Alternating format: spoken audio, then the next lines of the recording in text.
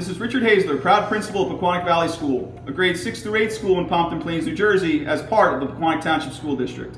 And welcome to this week's episode of Learning Sparks, where we learn and grow together, talking about instructional strategies that enhance student learning in your classrooms.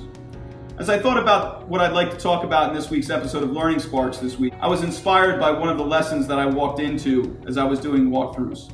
It was an art class, and up on the smartboard was the word tantamount, which means equal or nearly the same. What I saw were students engaged, motivated, inspired, and what happened was the students were learning a vocabulary term. And I said to myself, wow, check out the interdisciplinary connections that this teacher is using while they're integrating art skills into her curriculum. Students were not even recognizing that they were using vocabulary as they were creating a structure, because the goal was to create an object that was tantamount to the original prop that they were given. So students were given a vase with a rose in it.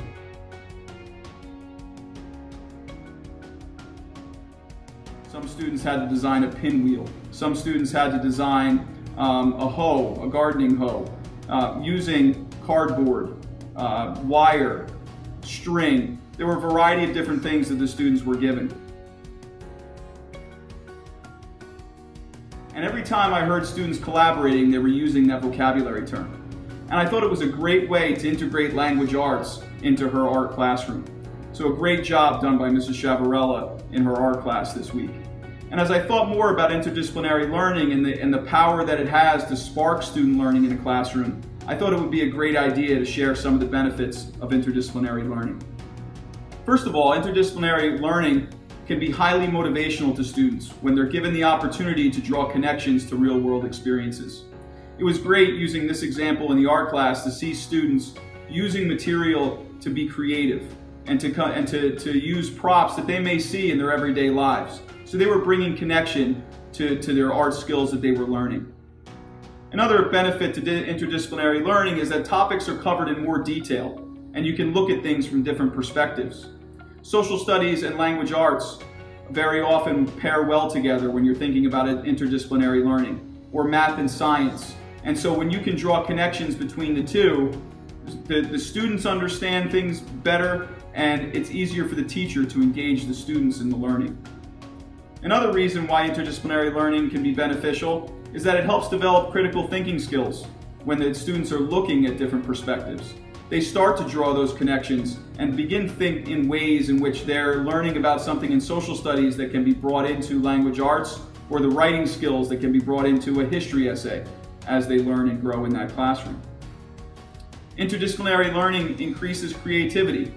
I saw students that can be sometimes quiet and reserved in that art class or in another class really being sparked into being leaders as they said, hey, let's build it this way. Let's use this in terms of a wire hanger to make the garden hoe look this way.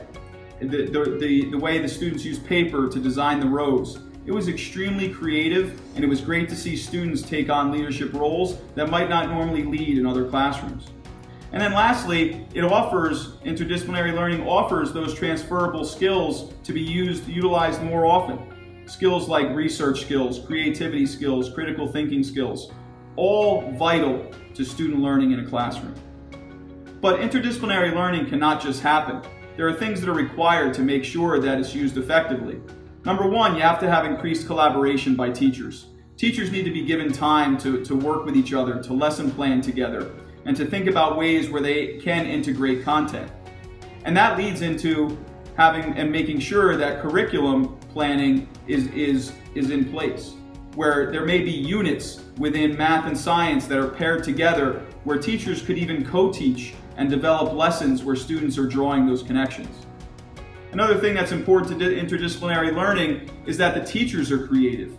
You want to make sure that they're engaging students in learning by using essential questions, by having creative do-now activities or creative assessments or actual activities within the lesson to draw the students in. In this particular art lesson, it was a creative hook on the board. They were given the hour class period to make sure that they could complete this object, and the students were moving. It was awesome. And then the last piece that's required for interdisciplinary learning is to make sure that you're differentiating instruction and differentiating assessment, where you're meeting the needs of all your students in the room.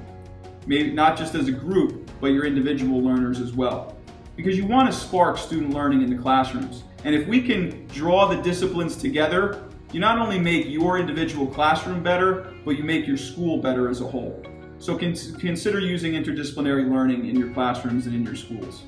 So thanks for joining us on this week's episode of Learning Sparks. Continue to follow me or follow me at Rich Hayzler on Twitter, and I look forward to continuing to learn and grow with you. As always, do what's best for kids. Have a great day, everybody.